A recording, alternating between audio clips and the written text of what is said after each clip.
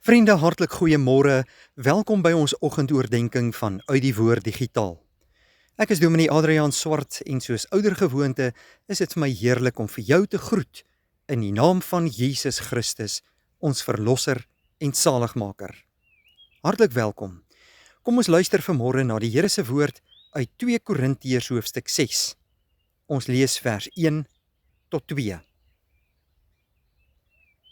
As medewerkers van God, doen ons 'n beroep op julle om te sorg dat julle die genade van God nie te vergeefs ontvang nie.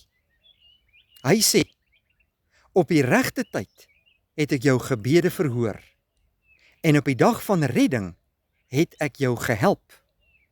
Kyk, nou is dit die regte tyd. Nou is dit die dag van redding. Elke dag wat ek en jy uit die Here se hand ontvang, broeder en suster, is 'n dag waarin ons God se genade kan beleef en ervaar. Ja, inderdaad, lewe ons in genade tyd. Elke dag het ek en jy die voorreg om dit wat ons uit God se woord leer, toe te kan pas en tot eer van die Here te kan lewe.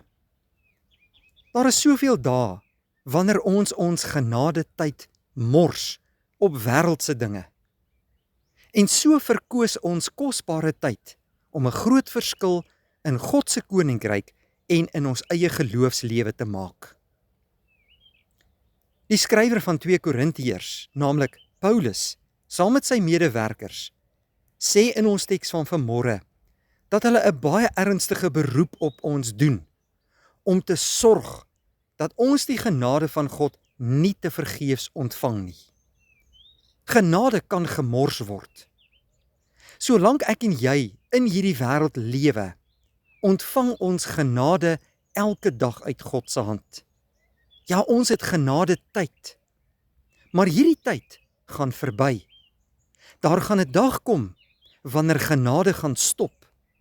En dan moet jy verantwoording doen vir jou eie lewe. In ons teks van vanmôre sê Paulus, op die regte tyd sal God ons gebede verhoor, as ons natuurlik tot hom bid.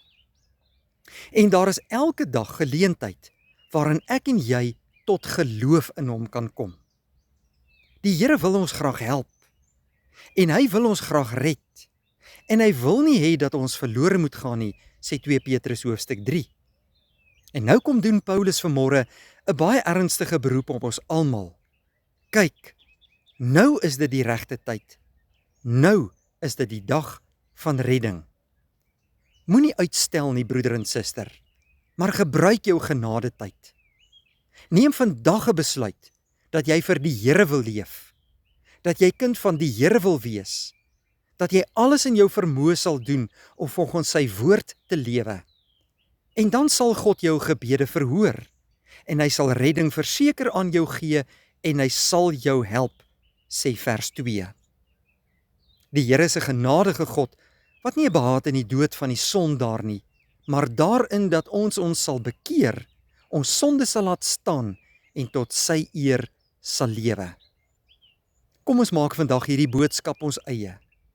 Kom ons besluit vandag, dat ons God se genade nie te vergeef sal ontvang nie, maar dat ons dit vir onsself sal toeëien, in God sal glo en gehoorsaam sal gaan leef elke dag tot sy eer.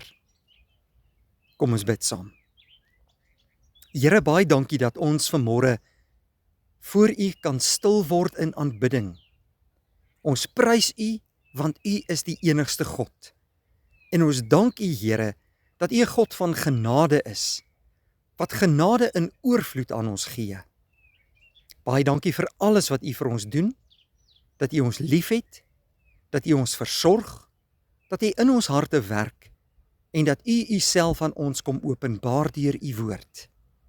Vandag wil ons hierdie boodskap ons eie maak. Help ons, Here, om nie ons genade te vermors nie, maar om dit ons eie te maak en volgens U woord te lewe. Seën vir ons hierdie mooi dag, beskerm, behoed en bewaar ons, en lei vir ons op die pad wat Jesus wil hê ons moet loop. In Jesus naam vra ons dit. Amen. Baie dankie vriende, 'n mooi dag vir julle.